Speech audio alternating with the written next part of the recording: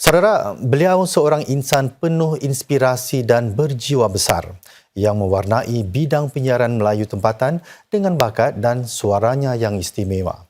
Inilah antara kenangan yang diluahkan sahabat handai dan kenalan rapat mantan penyampai berita Allahyarham Muhammad Asri Sunawan yang selamat dikebumikan petang tadi. Beliau meninggal dunia pada usia 45 tahun selepas berjuang melawan penyakit motor neuron atau MND sejak 2018.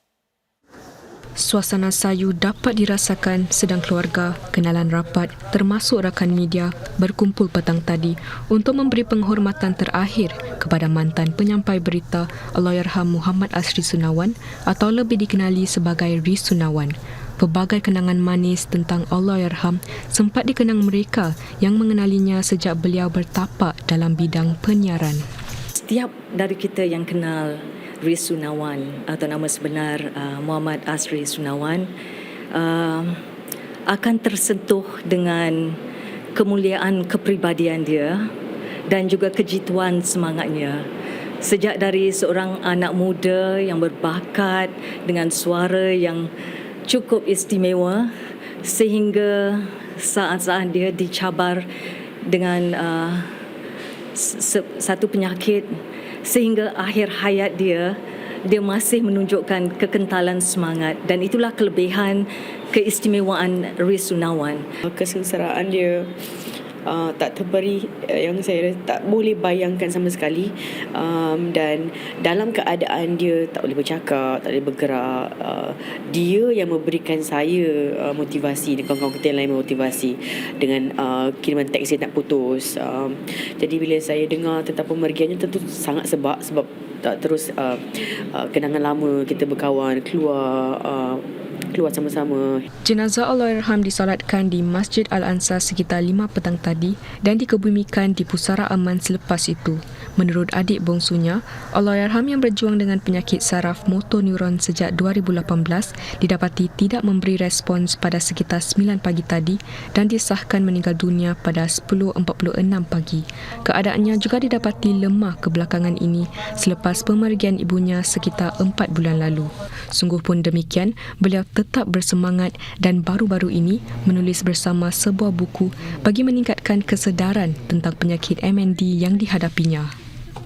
Kita memang ada perancangan untuk buat book tour di perpustakaan dan di mana Ris boleh membaca daripada buku Ris dan juga memberi kata-kata inspirasi kepada hadiran sesiapa yang hadir. Jadi saya juga beritahu dia mungkin kita boleh pergi ke rumah kebajikan dan membaca daripada buku ini dan memberi perangsang kepada penghuni-penghuni di rumah kebajikan supaya jangan putus asa dalam apa yang kita hadapi. Saya rasa ini adalah satu berita yang amat sedih sekali pagi ini yang kita terima, dan Ris adalah seorang sahabat, seorang teman kerja dan juga penyiar yang kami banggakan, yang kami rasa amat kehilangan, dan kami harap momen ataupun masa-masa gembira dengan beliau semasa bekerja dapat menjadi kenangan. Allahyarham Ris Sunawan memulakan kerjayanya dalam bidang penyiaran sebagai penyampai radio Warna 942 pada tahun 2005. Beliau kemudian beralih ke televisyen sebagai wartawan dan penyampai berita dan menerima pengiktirafan daripada Mediacorp sebagai penyampai berita Melayu terbaik pada 2009.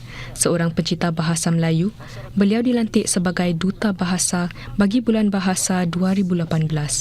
Meskipun berjuang dengan penyakit, beliau masih giat menyumbang bakti sebagai anggota Jawatan Kuasa Majlis Bahasa Melayu Singapura dan Jawatan Kuasa Bulan Bahasa. Beliau juga aktif mengumpul dana serta menghulurkan sokongan kepada pesakit-pesakit senasib dengannya. Sikap yang tidak pernah berputus asa dan memberi inspirasi menjadi kenangan abadi bagi mereka yang mengenali Allahyarham Ris Sunawan.